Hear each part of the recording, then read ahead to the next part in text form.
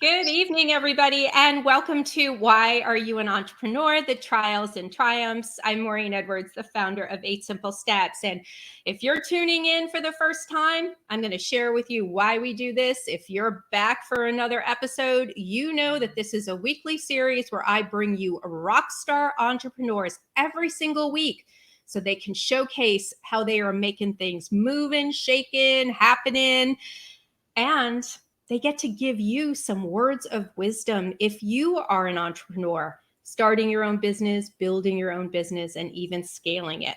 So if you're tuning in for the first time, that's what this is all about. No exception tonight. Oh my gosh, this one isn't just a rock star, she's a superstar. So I want everybody to meet Gabi Odebode, right? Yes. Yes. She is the CEO, founder, and head chef of Afromeals. And I am proud to say I remember Gabi when she was just starting. And so I knew her before she was famous.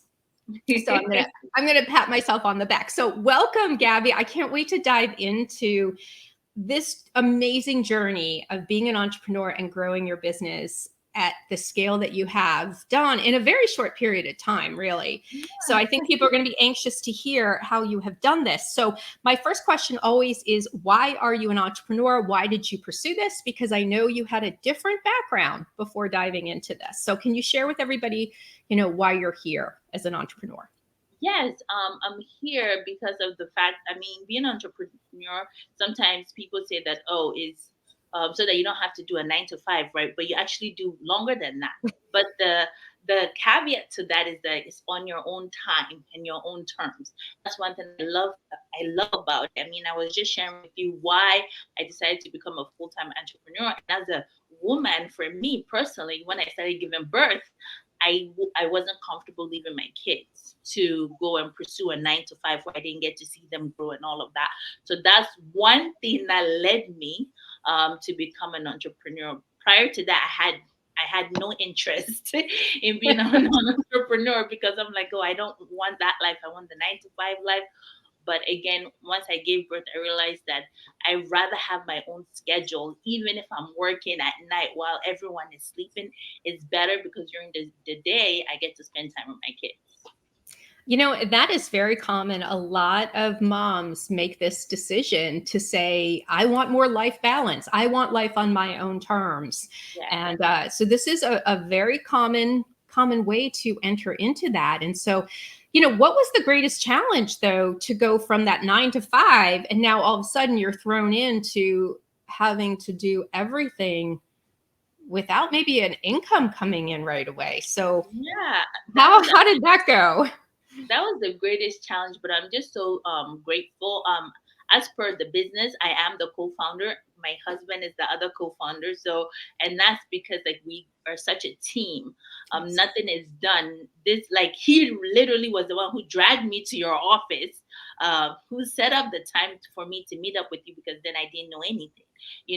So my biggest challenge was us just foregoing the amount of money that we could have been making if we're both, working full time. He's into IT. I did biology and stuff like that, and to now put that down and say that, oh, we're going to run our own business because he has his own IT business as well, is doing really well, successful. And for us to put that down and say we're going to each, we're going to get chicken change and then pursue this was one of the biggest challenges. And yeah. So besides the fact that you have to take this financial risk, the day-to-day process of building a business, what did you find to be the hardest thing and how did you overcome it? The hardest thing for me, honestly, is my mind. It was my mindset. Because I had this I'm the type of person where sometimes I can be very closed in on what I know, and I feel like trying to now embark on something different would be difficult. But so once I was able to get over that, get over that mindset, be open minded, because I think you can't really be an entrepreneur or a business person without having an open mind, because you never know what is going to work, right? I'm laser focused, and that's what in some ways has helped grow the business because I've been able to focus on that. And sometimes also it can be a hindrance because I can be so focused on that Yeah. one thing, I'm not able to kind of like look at the side view to see what else can help, and that's where again my co-founder, my husband, comes in, where he helps to open up my mind, like he was like, honey, like let's think about it in this way, so, and not make the business about me and my focus and what I think and all of that. So once I was able to overcome that, learning and relearning new things that has nothing to do with my degree became easier, because now I'm doing like stuff from the food and manufacturing industry, where I'm coming from a biology background, no business background. So I had to get rid of that mindset to be able to learn new things and relearn new things. Well, a strength taken to extreme can become a weakness. And so that laser focus can take you really far. But you just really shared something that's important, and that's flexibility, adaptability. And I'm so glad to hear that your husband, having that team, having that support system. A lot of entrepreneurs go without that. And they may be supporting you, but they don't really understand what you go through. And it's so good that you could bounce ideas off each other, and he understands your day-to-day struggles, challenges. So when I first met you, you had the coolest product. You were looking at the manufacturing of the Puff Puff mix and some of the Afromeals spices. And we were talking about branding, all of that, and where you were going to go. And so that's how your business started, but that is not really where it ended, right? So share with me how you started with one thing and moved in a couple other different directions.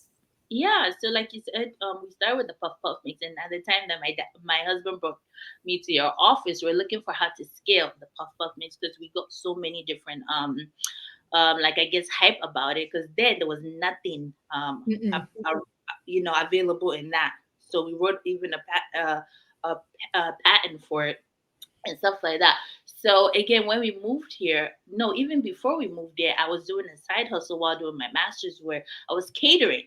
And as I was catering, people would ask for like spices and all of that. How did you make it? Which led to recipe book. For me, when we came here, like I said, in Ohio, we didn't have that kitchen, because you have to go through all the regulatory thing with the health department and stuff. I didn't have that.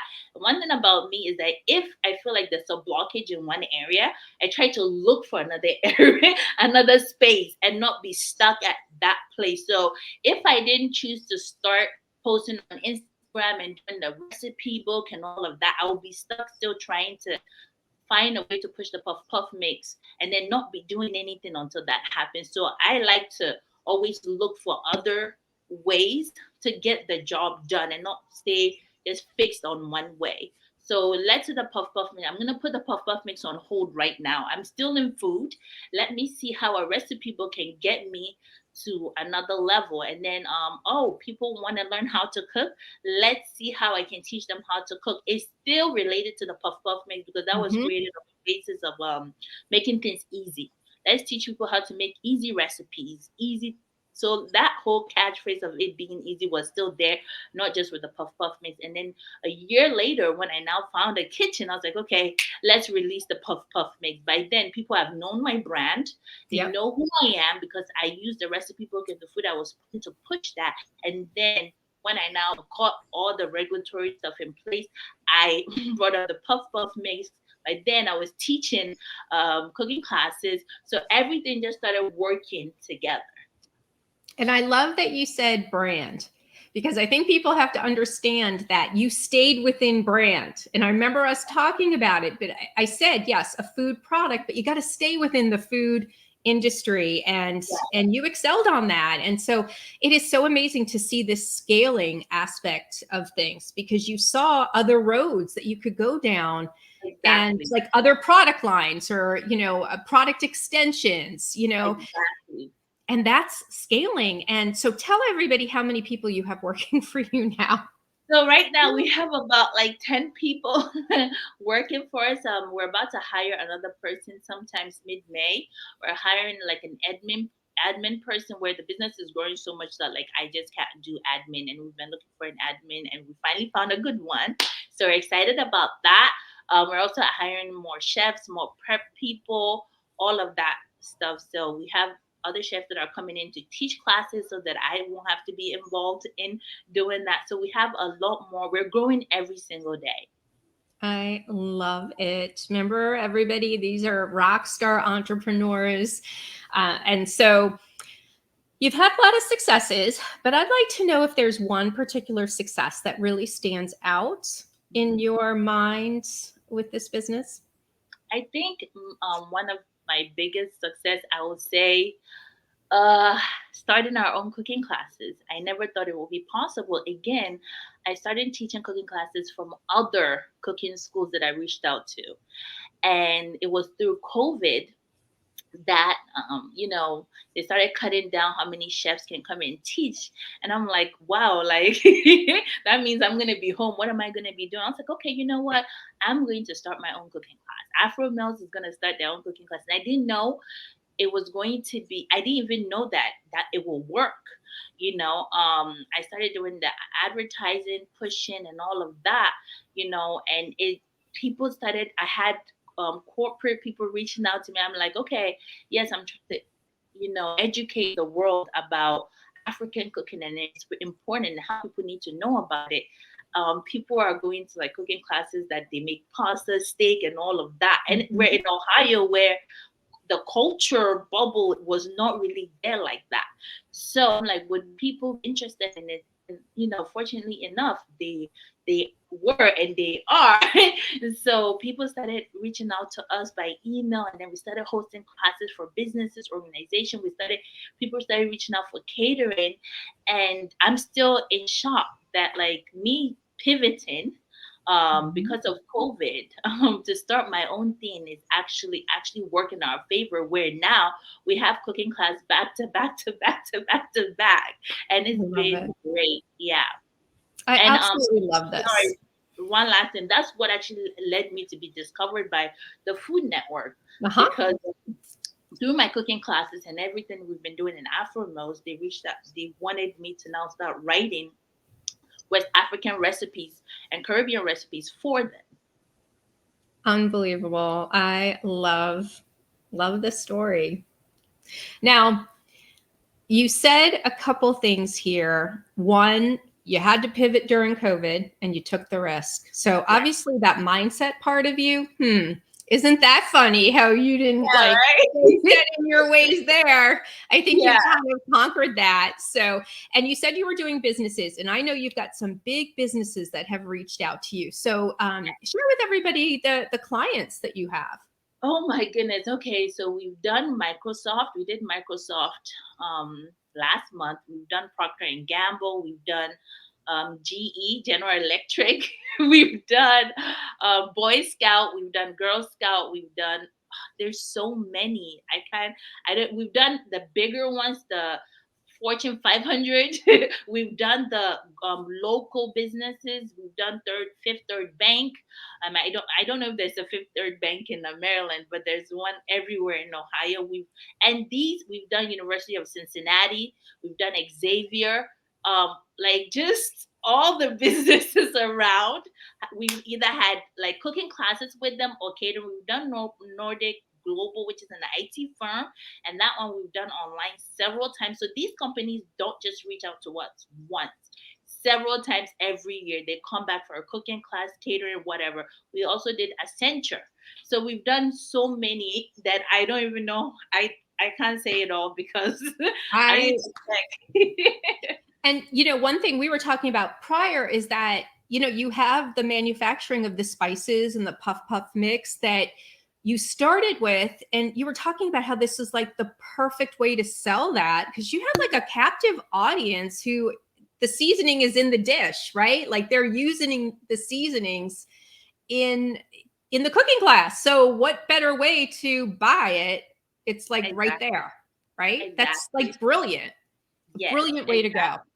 Exactly. And every time I looked for a mentor here, I was like, oh, I need a business mentor. And every time they hear our business plan and how the business is going, it's like, oh, do you really need us?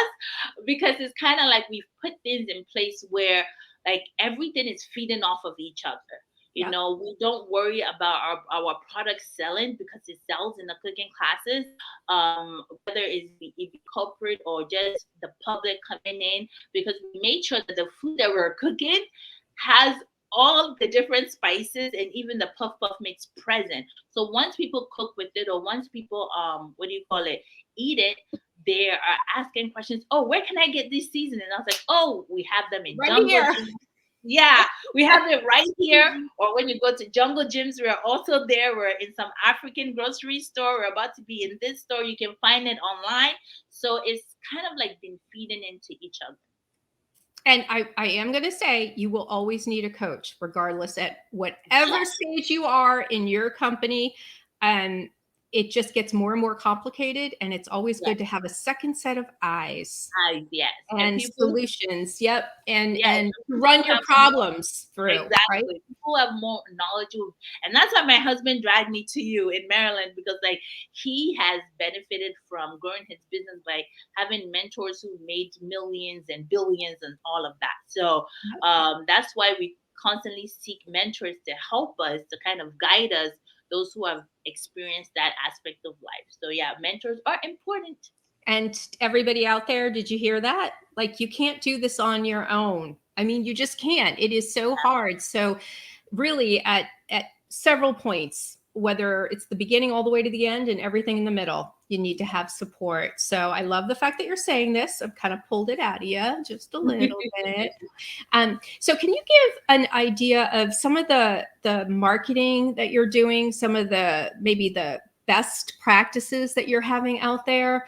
Reaching an audience besides the ones who are reaching out to you? How do you get new customers?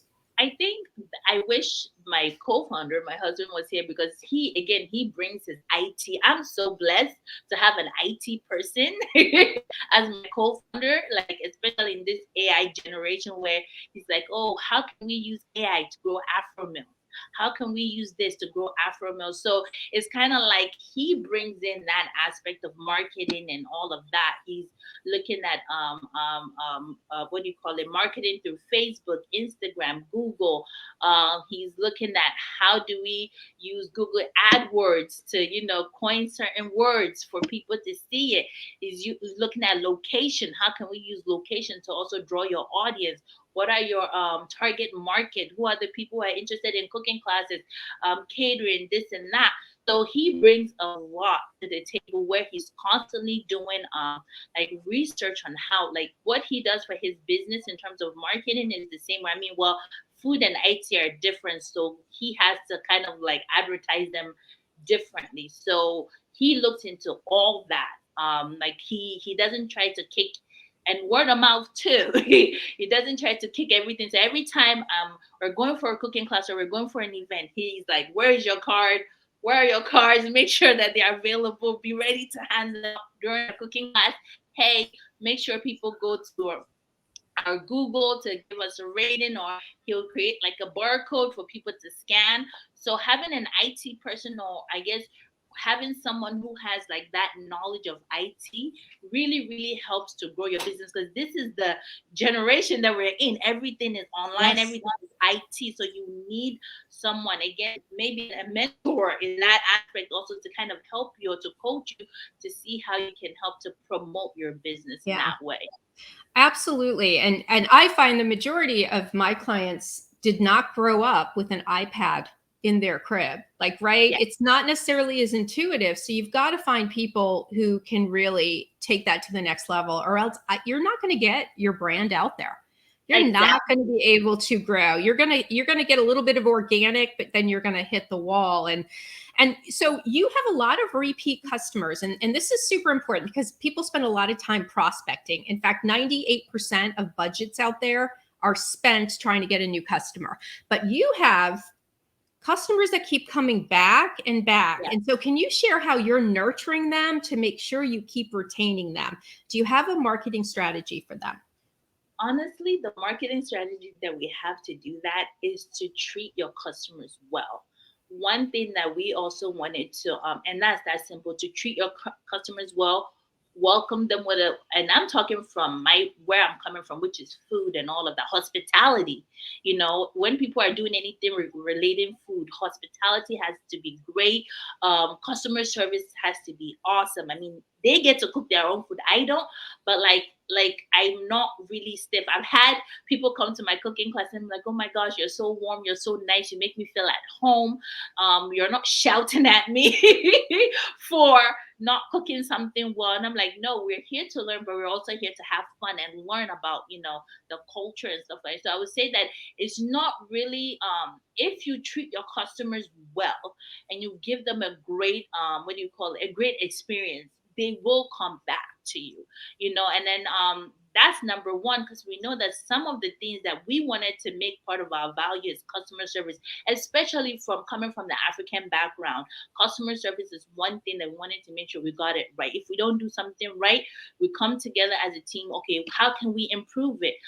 Customer complaints, oh, we apologize for that, how can we make this better? But like literally also being personable. People come, sometimes I make jokes, they laugh, all of that, all of that is part of it. And also lastly, for us, creating more experiences give people back. Imagine if we only had one cooking class, they take that cooking class and that's it. But like we could keep creating and creating more of our cooking classes in different ways where people can come for a second one, a third one. Oh, we're coming with our family. What other cooking classes do you have to offer? A lot of people have asked that several times, like, oh, we have more coming, we're going to post them soon, so be on the lookout. We also, again, in terms of remarketing to them, we use all this MailChimp and all of that to remarket to our clients as well. Absolutely. Email marketing. Well, first off, it's the most effective type of marketing you can get out there. And so that's a perfect way to keep nurturing the people you've already served. They love, I mean, if they've already fallen in love with you, Gabi, and you're giving them that experience, they want to hear from you. Exactly. It's not, it's like, I want to know when that next cooking class is. If she's launched a new product, I want to know about it. And so, just the sheer amount of treat them well. Yes. Treat them well. And it's not about you. It's not about your product. It's not even about the cooking classes. It's about them and their experience. And so you said some super valuable stuff there that I hope everybody out there, if you're listening, it's all about the customer. And I think you just really represent this beautifully. And I think that's one of the reasons you've done incredibly well. So where do you see yourself taking this company in the next year or 2 years? You just said you're going to expand some of the types of cooking classes, but do you have bigger stuff that you're thinking about? Yes. Oh my goodness. Like I can't, like what we're even thinking is even bigger than like my brain. Because there's so many ways to pivot this business. Again, a lot of people keep reaching out to us from different states when we post on Instagram or TikTok or whatever. Oh, do you have this in Atlanta? Do you have this in this place? Do you have in that? So we plan to, like, after we kind of dominate Ohio to start kind of like growing to different like neighboring states and maybe possibly franchising. We don't know. That could be a possibility. We plan on having our own line of cookware. There's just so many things that we can do. It's just so many things I don't even know how to say it all. But like we have big stuff coming up. The more cooking class we have coming up, many cooking class, many different types of classes. We also want to be an avenue to offer jobs to people, especially like women who find themselves in my space where I couldn't do the 9 to 5. Right.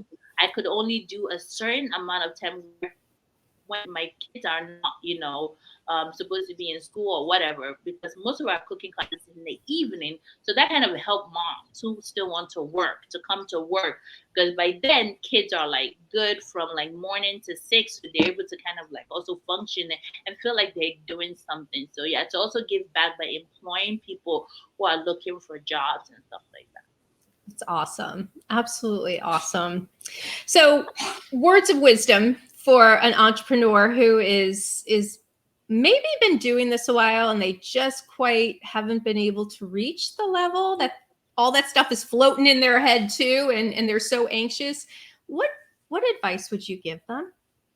I would say don't give up, because as much as I'm talking about all of this and it seemed like it just happened overnight, there are times when I'm like, should I pivot to a completely different thing aside from food? When I came here, that's when like, oh, the t-shirt kind of like sell shirts and you're gonna be rich overnight, right? So I'm like, No. maybe I should pivot to selling t-shirts instead of focusing on the business. And my husband is like, what are you doing? Like, keep at it, because it's like starting things from the ground up is never easy. Like trying to convince people of your vision and your passion, like, hey, you're going to enjoy this, you're going to have enjoy this experience that I'm trying to create for you.